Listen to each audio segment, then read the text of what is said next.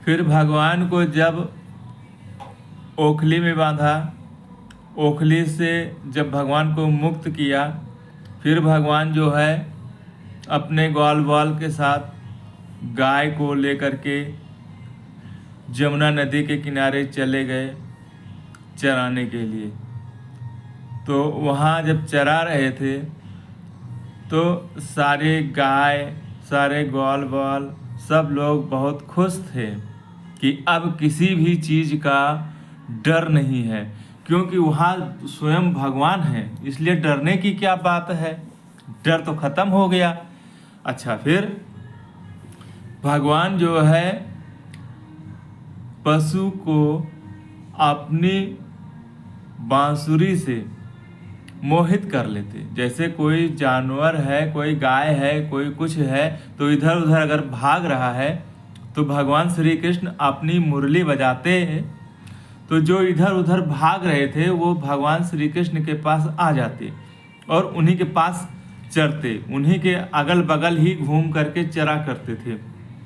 ठीक, और ग्वाल बाल भी खुश रहते थे। क्यों?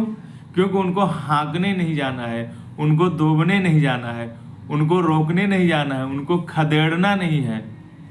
इसलिए वो भगवान श्री कृष्ण से ज़्यादा घुले मिले थे और ज़्यादा ही से ज़्यादा वो भगवान को चाहने लगे। एक समय ऐसे ही था जब गाय इधर उधर घूम रहे थे, भगवान श्री कृष्ण बंसी बजा रहे थे, तो वहाँ भगदड़ होने लग गया। और भगदड़ इतना तेज हुआ कि उनको ऐसा लगा कि जैसे कोई जानवर या कोई जीव जंतु आकर के उनको परेशान कर रहा है, गायों को। तो वो रुक गए, तो देखा, अरे ये कौन है, ये तो बकासुर है।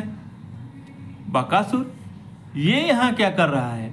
तो बकासुर को कंस मामा ने भेजा था कि जाना और भगवान को खा लेना, और खा लेना तब मेरे को बताना कि हाँ मैंने भगवान को खा लिया है। तो भगवान अपने ग्वाल बाल के साथ में थे, दोस्तों के साथ में थे, तो वो विकराल रूप में आया, बहुत भयावह रूप में बकासुर आया और भगवान को अपने चोंच में ऐसे मुंह खोला ऐसे और भरने लगा। तो भगवान ने बोला, अरे ये तो हमारे दोस्तों को खा जाएगा, इसलिए मेरे को आगे आना होगा।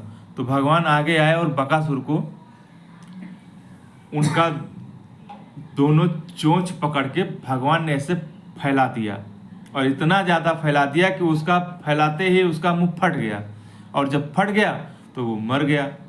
और जब मर गया तो असली रूप में आया कि मैं राक्षस हूँ, मैं बकासुर राक्षस हूँ, और मेरे को कंस ने भेजा था कि जाना तुम श्री कृष्ण को खा लेना, और इसलिए मैं आया था और तुमको खाने के लिए।